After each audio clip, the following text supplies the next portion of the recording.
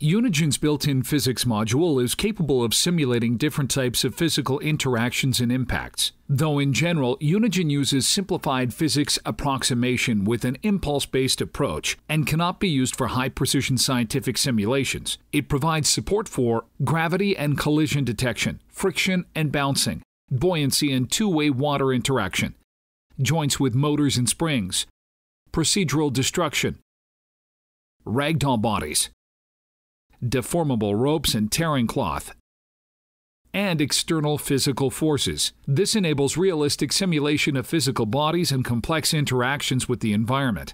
Objects represented by meshes can be physics-driven and interact with other objects and external forces. To make an object physics-driven, make sure that the collider object flag is enabled. This puts the node to a separate spatial tree for physical objects. Uncheck this flag for all objects that are not intended to take part in physical simulations to optimize performance. Then switch to the Physics tab of the Parameters window and adjust physics settings. To interact with the environment, an object must have a physical body assigned, defining its behavior. For example, rigid body, the most commonly used type representing a solid non-deformable object. Set the mass-related parameters and start physical simulation via the Physics toggle on the toolbar. Physical simulation requires the current world state to be saved, so if you have unsaved changes, a confirmation pop-up will appear. Confirm and enter the mode in which all physical objects become dynamic. While the cube is now affected by the force of gravity set globally. After checking out the simulation, toggle off physics to revert all changes applied to dynamic objects.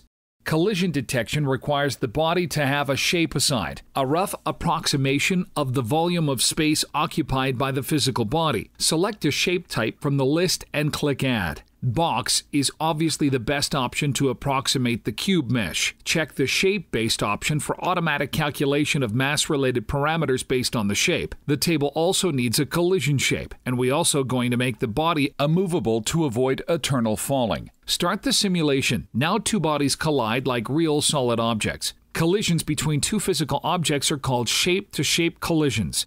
You can enable visualization of shapes and contacts between them via the Helper's Physics toggle to check out collisions. This option is very useful in development, especially for VR projects. Physics helpers are displayed only when physical simulation is enabled. You can pause simulation at any moment by toggling off the application logic and save the result just by saving the world. Although be aware that this will replace the initial transforms of all objects and these changes can't be reverted. In addition to detecting collisions between shapes, UNIGINE provides collision detection between shapes and static surfaces as well. These are shape-to-surface collisions. We'll talk about it later, and now let's take a closer look at physics settings. First of all, you should be aware of an important limitation. Scaling of meshes that participate in collision detection is not supported. Therefore, when assigning a physical body to an object, make sure that its scale parameters are default. Otherwise, the scale will be reset automatically on starting physical simulation. Along with rigid body, a set of various body types is provided for different cases and effects. Dummy body is a static auxiliary object without physical properties. It can be used as an attachment point. Ragdoll body enables inverse kinematics for bone-animated characters and objects. Fracture body enables convincing real-time destruction of objects. Rope body enables physical simulation of various types of ropes and wires. Cloth body allows simulating various types of cloth. Water body enables physical simulation of liquids and different density and viscous behavior, including the buoyancy effect and wave dynamics. Path body is a static type of body without physical properties. It is a spline, along which an arbitrary rigid body can be moved. Each body has a set of physical parameters defining its behavior. You can enable and disable the body to toggle physical interactions for an object or make it immovable. Such objects ignore any external forces and can be used as static colliders. The gravity option defines if the global gravity force affects the body. You can also specify a name for the body. There are also velocity parameters to adjust. The linear and angular scale parameters are multipliers for movement and rotation. Set the relevant component to 0 to restrict movement and rotation along a certain axis. The damping values define the intensity of constant reduction of the corresponding velocities. The linear damping force slows down body's movement, while the angular damping force affects its rotation. The same global parameters are applied to all bodies in the scene. The ones set per body are simply added to global. You can set maximum velocity constraints for movement and rotation either globally or per body. The lowest value will be used to avoid excess velocities that may lead to incorrect simulation.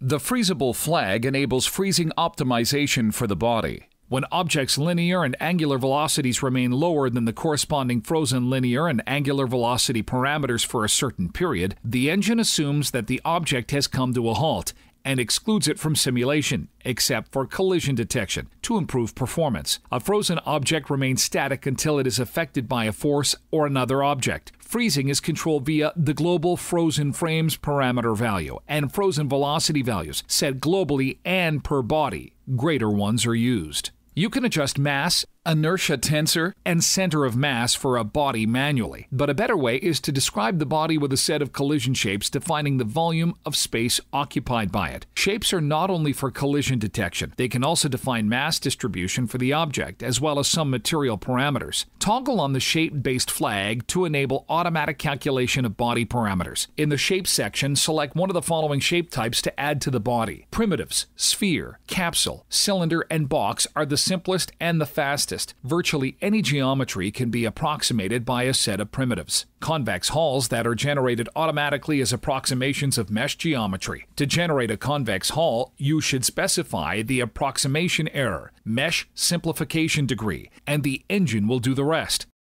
The auto-generated option creates several convex hulls to approximate the geometry even more precisely, based on such parameters as the degree of mesh decomposition, approximation error, and volume threshold used for merging convex shapes after decomposition.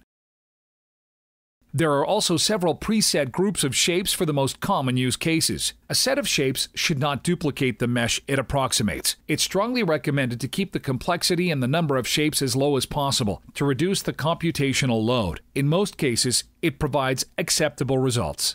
As for shape settings, you can toggle the shape on and off, provide a name, adjust mass or density. These values are interdependent. Choose the friction coefficient with higher values. The shape is less prone to sliding, and the restitution coefficient defining the shape bounciness. Shape's transformation can be adjusted via the position, rotation, and size vectors, as well as via the edit size mode visually. It is not recommended to use real values of physical parameters such as mass, density, gravity, and so on. To ensure realistic behavior, the values are to be chosen experimentally.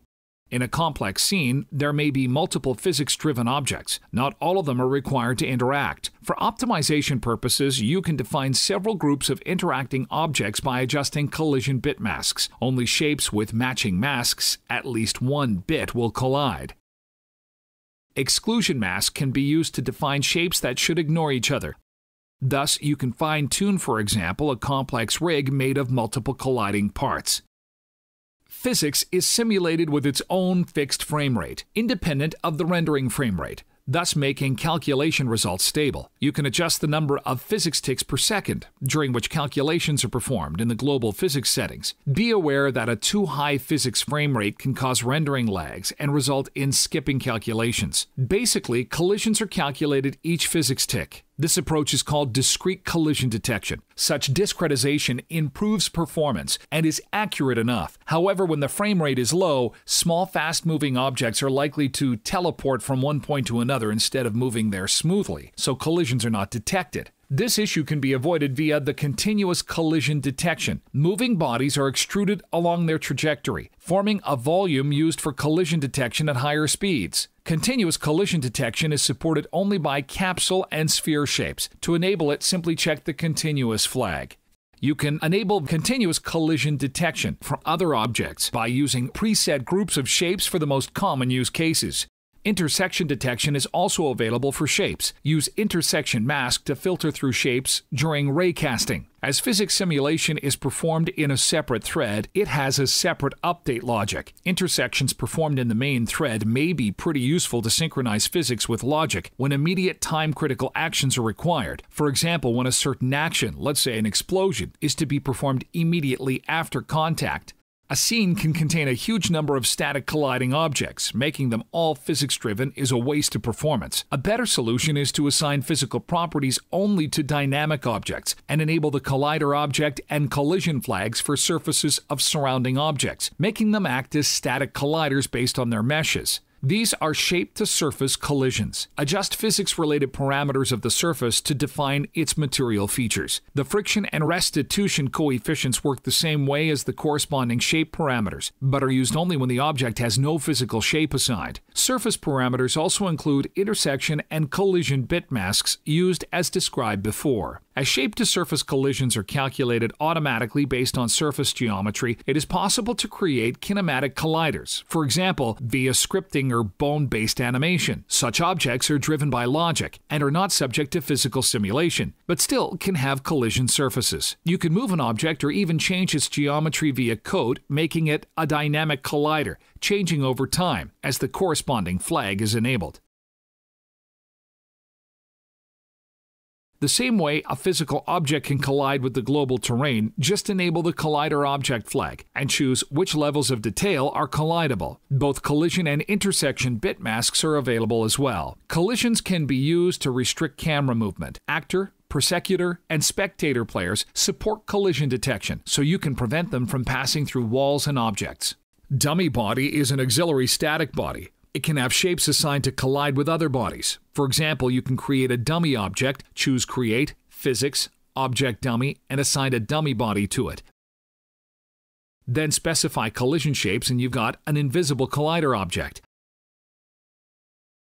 Dummy body can also represent a prop to attach other bodies to. Bodies are attached to each other using joints. We'll consider them later. Ragdoll body enables inverse kinematics and procedural animation of a death sequence for bone-animated characters. A ragdoll body can be assigned only to skinned meshes. So, to create a ragdoll, select a skinned mesh and assign the corresponding body to it. After that, the list of bones will appear in the body's parameters. For now, all the bones are free. They have no rigid bodies associated with them. Click Create to automatically generate a ragdoll that approximates the geometry with shapes and constraints. But first, make sure that the mesh-skinned object has a reference pose applied in the animation parameter. A static animation containing the reference pose is required for proper automatic generation of a physical ragdoll. For example, the T-pose for a human-like character. Then click Create. Specify the total mass of the body that'll be automatically distributed among all shapes, the approximation error, and the volume threshold defining the accuracy of the approximation, and choose the type of shapes to approximate the geometry of the character. Capsule for faster simulation and continuous collision detection, or convex for a more precise approximation. If you're not satisfied with the result of automatic shape generation, you can manually create bone hierarchy as a hierarchy of nodes with rigid bodies connected via joints. Save it to a node file and load it for your skinned mesh via the corresponding button. After ragdoll creation, all the bones represented in the hierarchy are marked as bound. All small bones not participating in the physical body movement remain marked as free. Apply an arbitrary animation to the character to check out the ragdoll simulation. The animation is bone-driven if the frame-based option is checked. Otherwise, the body is simulated as a ragdoll. Frame-based option can also be toggled on and off per bone. Thus, you can configure a partially animated ragdoll body.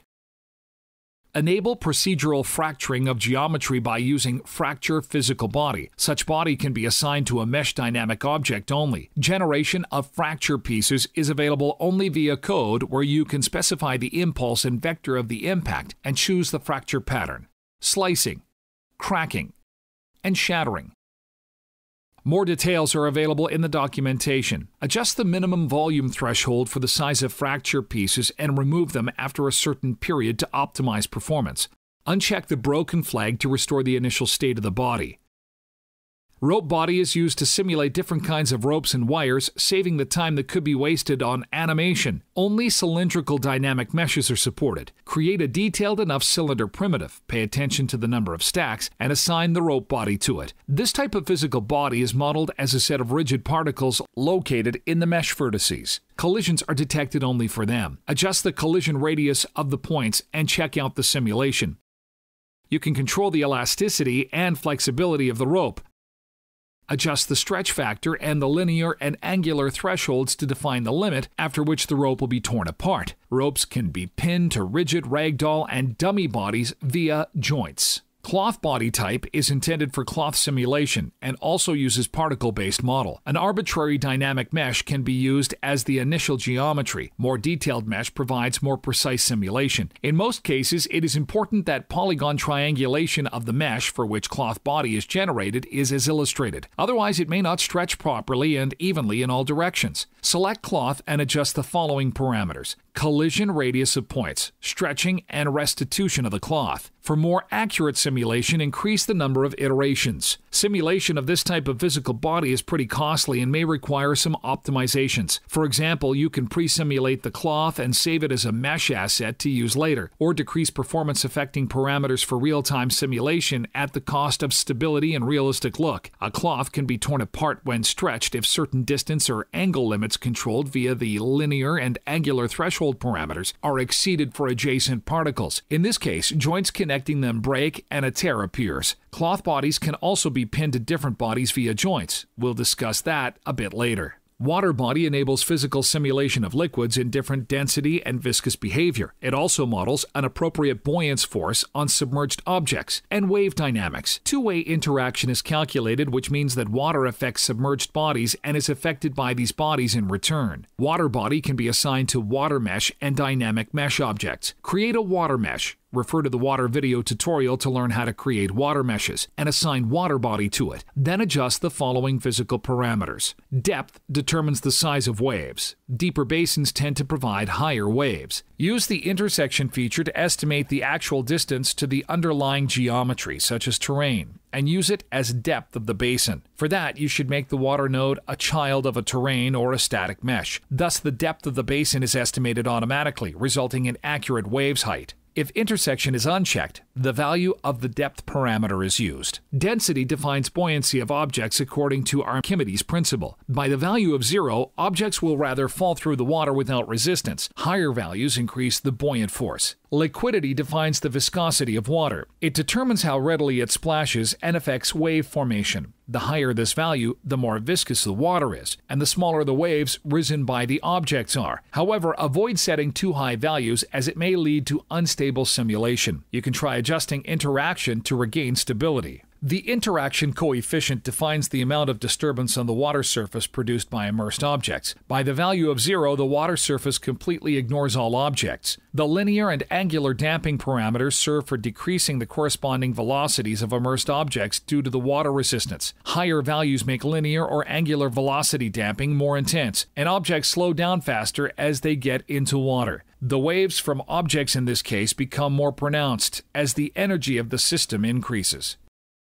The absorption feature creates an effect either of a limited basin or an open water surface that does not have marked boundaries. Keep it disabled for limited basins to make waves reflected by the edges and look more realistic. To simulate open water surface with no boundaries, the feature should be enabled. To improve performance and avoid excessive load, water simulation can be limited to the specific distance. When the water body is beyond this limit, physical calculations are not performed, though objects preserve their buoyancy. It is possible to create an additional visual effect of small droplets, splashes, or bubbles on water when objects fall into it. To enable this effect, create a particle system with the spark emitter type and make it a child of the water object. Particles are generated when an object contacts the water surface. Already submerged bodies float without generating them. The spawn threshold parameter is useful for adjusting the velocity threshold of generated splashes. Path body represents a spline along which an arbitrary rigid body can be moved. This type of body can be used to create a physically simulating train moving along the rail track. The main parameter here is the path asset containing the trajectory. You can import a trajectory created in a third-party digital content creation software as a path asset by using UNIGINE plugins.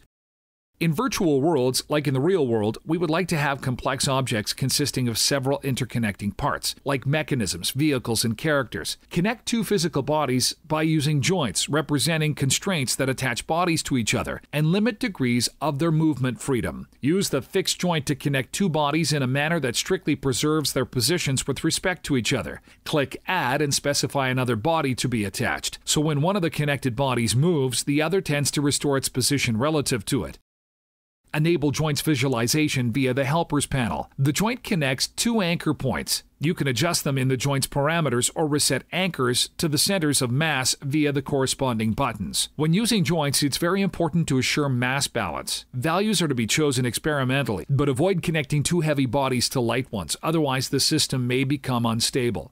Other parameters such as restitution and softness are used to adjust joint strength and behavior. The iterations value defines precision of calculations while solving the joint. If a force or torque higher than the max force and max torque values is applied to the joint, it breaks like in real life.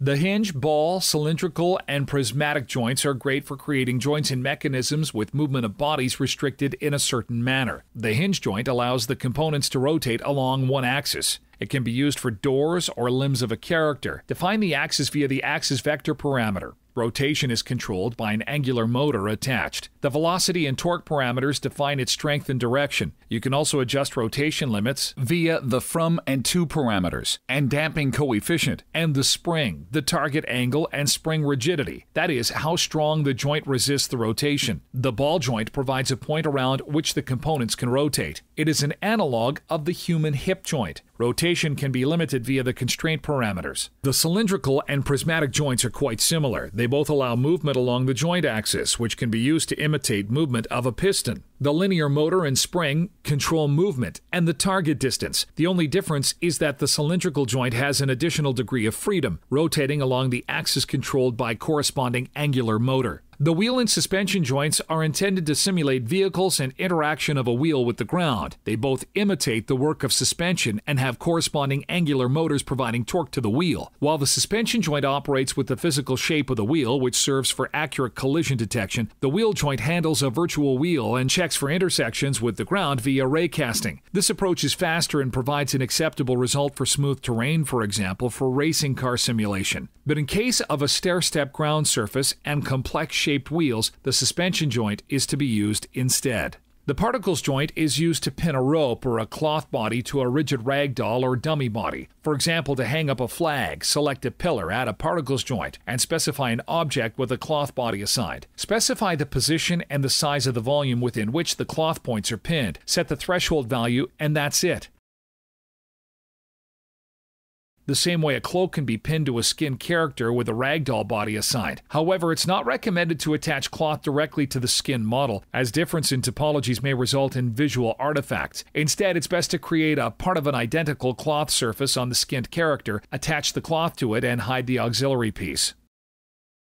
The path joint is used to attach a rigid body to a path body, and to make it move along the path. Select a rigid body, add a path joint, and specify a path body. After that, movement of the rigid body will be restricted to the specified path. The joint has a linear motor attached. Configure it via the force and velocity parameters to control motion. Relative rotation of the body is available for adjustment via the corresponding vector parameter. Use the damping parameter to restrain motion. Physics-driven objects can be affected by a set of physical effects. Wind is a cuboid-shaped object simulating wind blowing within its volume. The wind is controlled by the following parameters: size and attenuation threshold, velocity vector, damping of linear and angular velocity of objects when they get inside the wind volume. Each physical effect has the physical bit masking for filtering through physical bodies affected by it. The physical mask of the physical effect must match the physical mask of the physical body to affect it. Force is a spherical effect with a force applied to its center within the specified radius. You can set attenuation of intensity with the distance from the force center. The attractor parameter defines the intensity of attraction. It can be positive and negative. The rotator value stands for the rotation force and defines the intensity direction of rotation. Noise is a cuboid-shaped area that adds a distribution flow based on a volumetric noise texture. It can be used to simulate a force field that affects particles and physical bodies with a spatial 3D noise. When adding a noise effect, specify texture generation and sampling parameters, as well as the force multiplier, so that particles and physical bodies are affected by forces according to the texture. You can animate the force field at runtime by changing texture sampling parameters. Water is a cuboid-shaped area inside which water interaction effects are simulated. This effect is useful for simulation of physical interaction of objects with the global water object, which doesn't support water physical body. Note, however, however, that you cannot simulate waves via the physical water effect. Along with the density and damping parameters, you can also specify the velocity vector of the flow. Trigger is in effect firing callbacks when physical objects get inside or outside it. It can have one of the following shapes: sphere, capsule, cylinder, and box. Specify world script callback functions to be fired on entering and leaving events. Global physics-related settings are used for optimization and fine-tuning. You can define the distance from the camera starting from which physics simulation is not calculated. All physics-based nodes freeze if the distance from the camera to them exceeds the specified value, which is really useful in optimizing highly loaded scenes. The budget of simulation limits the time in seconds allowed for physics per frame. If physics takes more time, further calculations will be skipped. The FPS value defines the number of physical ticks per second. Too high values may result in lags and skipped frames. The scale factor enables you to speed up or slow down physics simulation time in order to add special effects or debug a scene. Only physics is affected while everything else is rendered at normal speed. You can improve the stability of physics by increasing the number of iterations per each tick. An iteration implies the full cycle of physics simulation. Higher values result in better quality and higher load. Achieving an acceptable result always involves a trade-off between accuracy and performance. Penetration parameters define the behavior of objects on collision. The penetration tolerance indicates how deep one object can penetrate another. The penetration factor is used to define the repulsive force. Estimate performance consumption of physical simulations by using the Profiler tool. Choose Tools, Performance Profiler, Physics to enable it. The profiler shows physical statistics with the physics distance, such as the number of islands, groups of physical objects that are calculated separately, bodies, joints, contacts, and the duration of certain physics phases. For more details on physics phases as well as configuring simulation of physical objects, refer to our online documentation. Also, get familiar with the set of scripting samples included in the SDK. The collision shapes, force fields, joints, and physics sections cover virtually every physics-related issue.